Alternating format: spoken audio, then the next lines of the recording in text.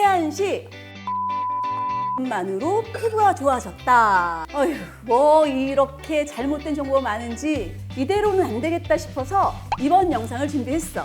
세안에 대한 잘못된 상식 언니가 다 답해줄게. 얼른 앉아봐.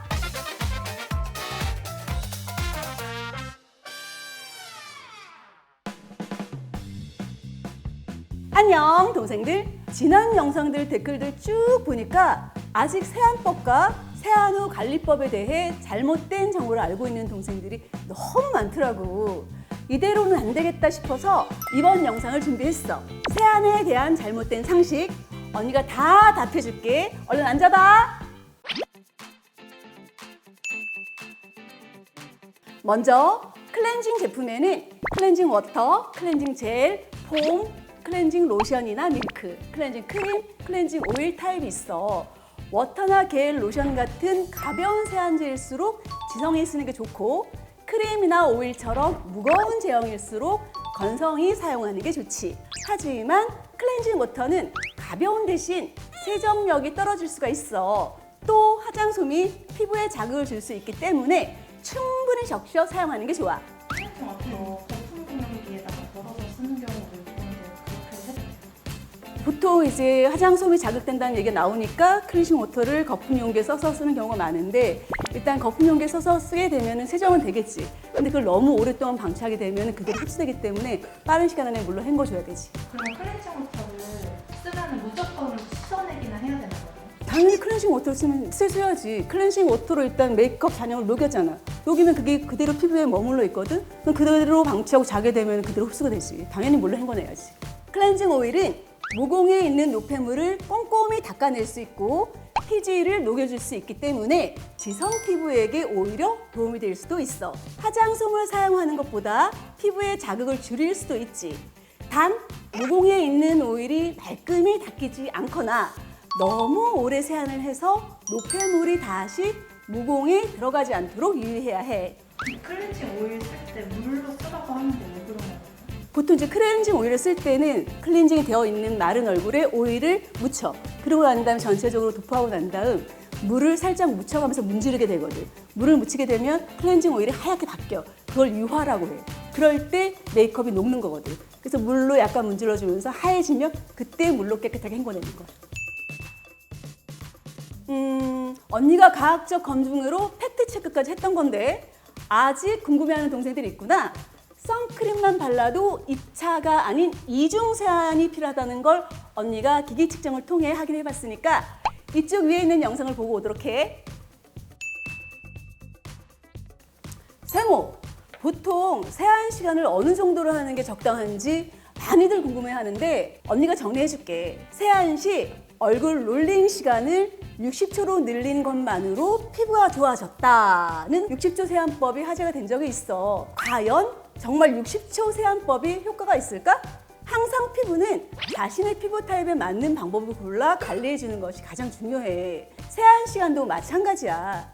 60초 세안법은 롤링 시간을 늘리고 피지 분비가 많은 부위를 중심으로 꼼꼼히 세안을 해주는 것이기 때문에 피지 분비가 많은 지성 피부들에게는 효과적일 수 있지만, 반대로 건성이나 민감성 피부의 경우 롤링을 너무 오래 해주는 것은 오히려 피부에 자극이 될 수 있어. 본인이 건성이나 민감성 피부라면 롤링 시간을 너무 길지 않게 잡아주는 게 좋겠지. 전 영상들에서도 많이 말했었는데 세안을 할 때에는 꼭 미온수로 세안을 해야 한다는 것과 아침에도 약산성 클렌저로 가볍게 세안해 주어야 한다는 것도 잊지 마.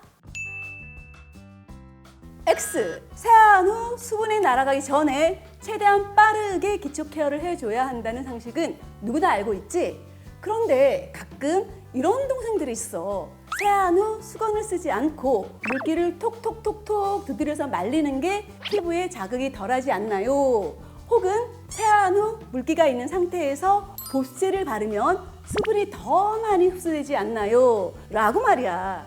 하지만 둘 다 틀렸어. 일단 우리가 말하는 피부의 수분과 물은 아예 다르다는 걸 알아야 해. 물은 서로 잡아당기려는 성질을 가지고 있기 때문에 우리 피부에 있는 각질층의 수분까지 함께 끌어당겨 증발을 하지. 그래서 세안 후 물기를 닦지 않고 톡톡 두드려 흡수시킨다면 오히려 피부의 건조함을 유발할 수가 있어. 또 세안 후 물기가 있는 상태로 보습제를 바른다면 보습제의 농도를 희석시켜 오히려 효과를 떨어뜨리고 흡수되기 전에 증발해 버릴 수가 있어. 가장 좋은 습관은 세안 후 수건으로 가볍게 닦아내고 빠르게 보습제를 발라주는 거야.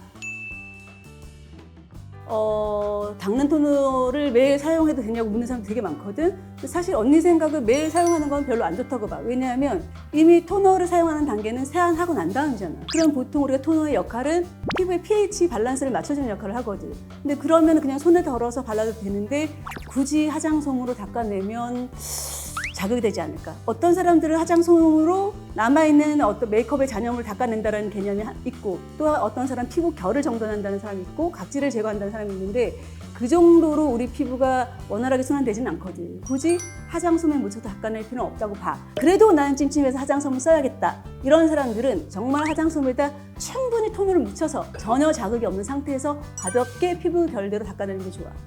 그럼 토너 패드도 마찬가지.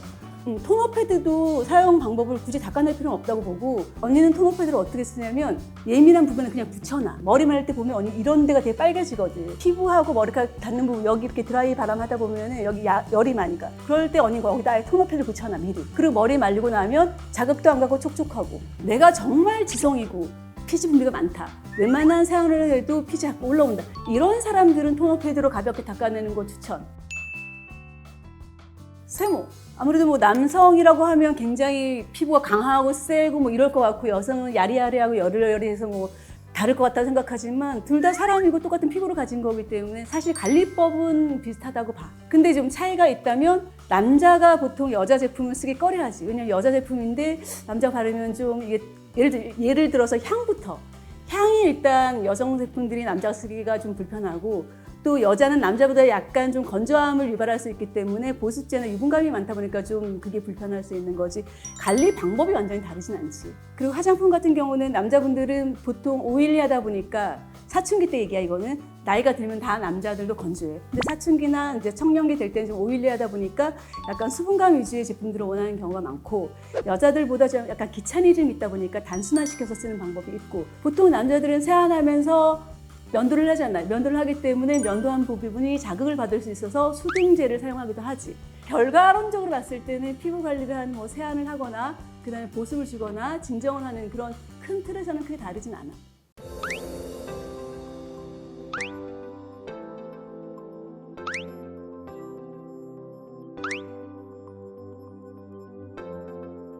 어휴, 뭐 이렇게 잘못된 정보가 많은지 영상 한 개로 안 끝나겠는데? 또 궁금한 화장품에 관한 속설, 정보들 댓글로 달아주면 언니가 팩트체크 해줄게. 구독, 좋아요, 알림 설정 잊지 말고. 그럼 다음 영상에서 보자. 안녕!